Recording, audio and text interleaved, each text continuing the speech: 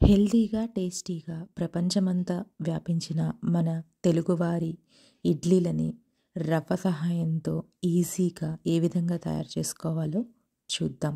అలాగే ఏ దేశంలో అయినా, ఎలాంటి చల్లని ప్రదేశాల్లో అయినా చాలా ఈజీగా ఫర్మెంటేషన్ అయ్యే విధంగా ఈ ఇడ్లీ బ్యాటర్ని ఏ విధంగా తయారు చేసుకోవాలో అన్ని టిప్స్తో ఈ వీడియో ఉండబోతోంది. స్కిప్ చేయకుండా చూడండి. ముందుగా మినపగుండ్లు 1 కప్పు తీసుకుంటున్నాను.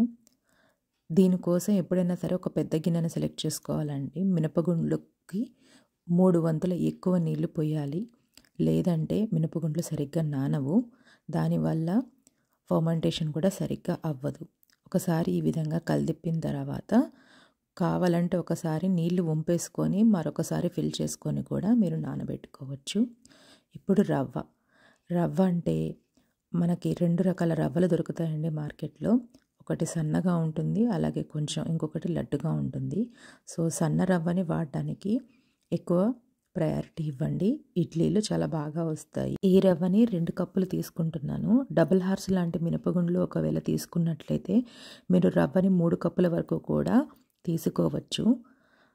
2 కప్పుల రవ్వను తీసుకోవడం వల్ల మనకు ఆరోగ్యానికి కూడా మంచిదన్నమాట. అందుకే 2 కప్పులు తీసుకుంటున్నాను. ఇప్పుడు మినపగుండ్లని 3 గంటల కంటే ఎక్కువసేపు నానబెట్టకండి. స్ప్లిట్ రద్దాలు అయితే 2 గంటలు సరిపోతాయి. ఎక్కువసేపు నానబెట్టడం వల్ల దీనికి నురగ అనేది రాదు. మీకు గ్రైండ్ చేసినప్పుడు ఎంత బాగా నురగ వస్తుంది అనేది నేను మీకు ఈ వీడియోలో చూపిస్తాను. ఇప్పుడు రవ్వను చూసారు కదా, రవ్వ మొత్తం మునిగిపోయి ఉంటుందండి. దీన్ని ఒక్కసారి కలిదిప్పేసి ఒక 2 నిమిషాలు పక్కకు పెట్టిన తర్వాత మళ్ళీ వాటర్ పైకి తేలుతాయి. అప్పుడు అందులో ఉన్న వాటర్ మొత్తం వంపేసి మరొక్కసారి నీళ్ళని బాగా యాడ్ చేసుకొని మరొకసారి కలదిప్పి వాటిని కూడా అదే విధంగా పారబోయాలి. ఈ విధంగా ఒక 3 నుంచి 4 సార్లు చేయడం వల్ల రవ్వ అనేది దాంట్లో ఉండే మట్టి పోయి చక్కగా తెల్లగా కనిపిస్తుంది. అలాగే ఇడ్లీలు కూడా తెల్లగా వస్తాయి. ఇప్పుడు ఈ రవ్వని చక్కగా పిండి తీసుకోవాలన్నమాట. రవ్వని ఫస్ట్ టైం వాడే వాళ్ళైతే ఏ విధంగా వాడాలి అనేది చాలా డీటెయిల్డ్గా ఇచ్చాను. స్కిప్ చేయకుండా చూడండి. రవ్వని స్క్వీజ్ చేసి తీస్తున్నప్పుడల్లా కొంచెం నీరు బయటకు వస్తుంది. వాటిని కూడా స్లోగా తీయండి. మీరు ఫాస్ట్గా వంపుతూ ఉంటే నీటితో పాటు రవ్వ కూడా పోతుంది. ఎంత ట్రై చేసినా రవ్వ పోతుంది అనుకుంటే మీరు రవ్వను నానబెట్టుకునేటప్పుడే ఇంకొక 1/2 కప్ ఎక్స్ట్రా నానబెట్టుకోండి. సో ఈ విధంగా చూసారు కదా, చివరి వరకు కూడా రవ్వలోంచి నీరు వస్తూనే ఉంటుంది. కాకపోతే కొంచెం ఓపిక్గా స్లోగా డీల్ చేయండి. ఒకసారి చేస్తే అలవాటైపోతుంది. సో లాస్ట్ కొద్దిగా రవ్వను మాత్రం నీటితో సహా యాడ్ చేస్తున్నాను. మినపగుండ్లలో ఉన్న నీరంతా వంపేసిన తర్వాత కొద్దిగా నీరు యాడ్ చేసుకుంటూ వెట్ గ్రైండర్లో కానీ లేదా మిక్సర్ గ్రైండర్లో కానీ మీరు ఈ బ్యాటర్ని తయారు చేసుకోవాలి.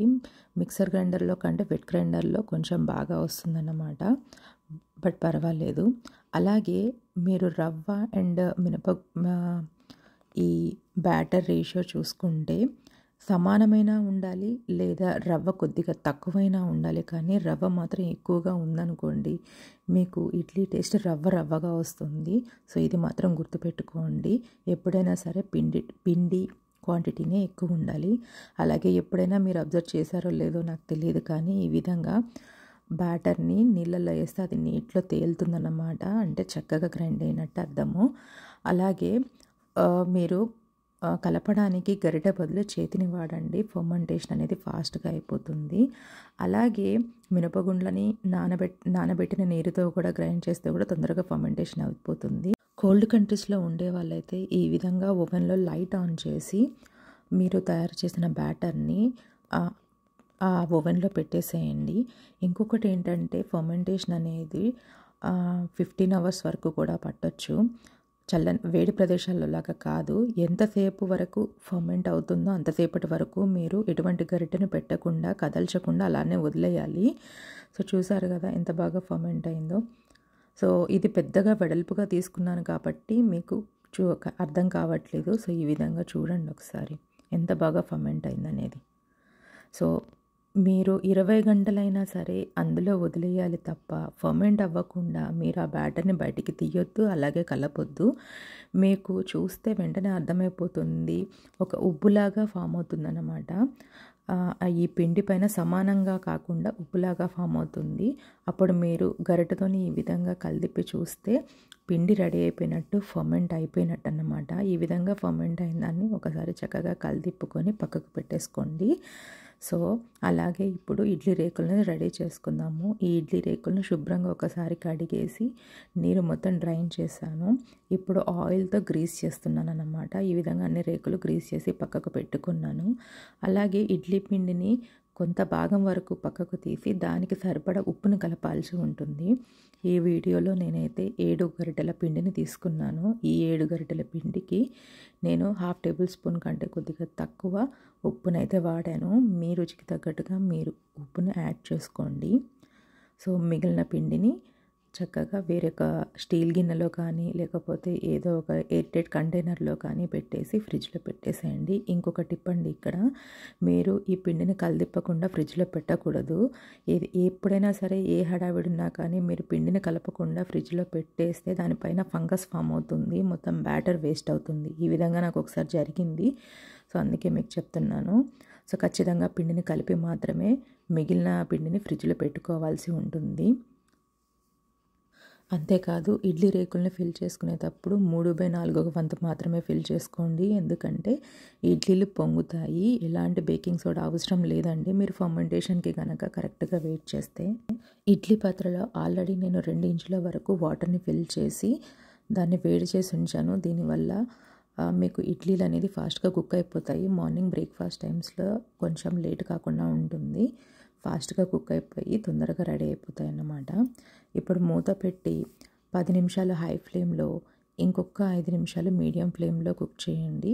లేదు ఇంకా అప్పటికి కుక్ కాకపోతే మరొక 5 నిమిషాలు పెట్టుకోండి. ఈ విధంగా చాక్తోని టెస్ట్ చేస్తే క్లియర్గా వచ్చింది చూడండి చాకు, అంటే అయిపోయినట్టు. అంతేకాదు అయిపోయే టైంకి బాగా పొగలు వస్తాయన్నమాట ఇడ్లీ కుక్కర్ నుండి. అదే మీకు మంచి సిమ్టమ్.